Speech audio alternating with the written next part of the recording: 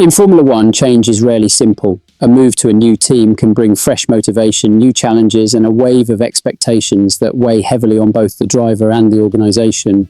When the driver in question is one of the most decorated names in the history of the sport, those expectations are magnified tenfold. Every lap, every qualifying session, and every press conference is dissected by fans and the media alike, searching for signs of progress or decline. For Ferrari, a team forever under the spotlight, this scrutiny is nothing new. But this year, with a 7-time world champion in their garage, the level of attention has intensified. The Italian outfit finds itself not only managing the technical demands of a fiercely competitive grid, but also the human side of integrating a superstar into an environment steeped in tradition, pressure, and a unique culture that can overwhelm even the most experienced competitors. That superstar, of course, is Lewis Hamilton. His first season in red has been anything but straightforward, sitting 6th in the championship with 109 points. Just behind teammate Charles Leclerc on 151, Hamilton has managed moments of brilliance, including a sprint race win in China. Yet inconsistency and a run of frustrating weekends have raised questions.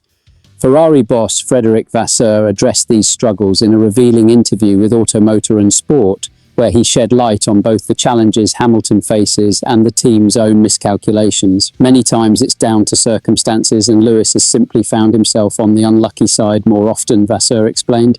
He pointed to Budapest as an example. Hamilton edged Leclerc in Q1, only to miss Q2 advancement by a razor-thin 15 thousandths of a second. It looks bad on paper, one driver on pole, the other in 12th, but the margins were incredibly small. It could just as easily have been both of them in 11th and 12th.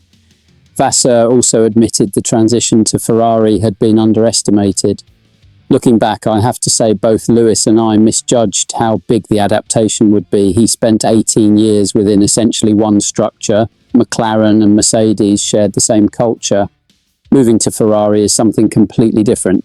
Unlike Carlos Sainz, who regularly switched teams and grew accustomed to adapting quickly, Hamilton needed several races to find his rhythm. By Canada, though, we started to see the real progress, Vasseur noted. The Frenchman highlighted Hamilton's personality as both a strength and a challenge. Lewis is extremely self-critical. He can be very harsh on himself and sometimes just as harsh on the car. That intensity drives him, but it also creates extremes. It's my job to calm him, to remind him that being a 10th behind the pole sitter is no disaster. He also acknowledged Hamilton's fiery media appearances, contrasting them with the calm and analytical tone he brings into private briefings.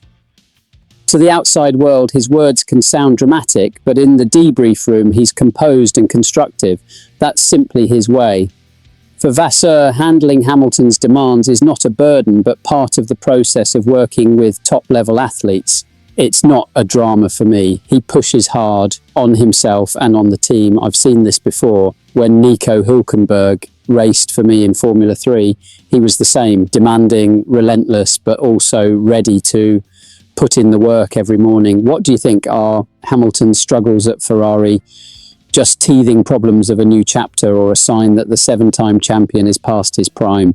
Share your thoughts below, and don't forget to subscribe to the channel for more exclusive Formula One stories and behind-the-scenes insights.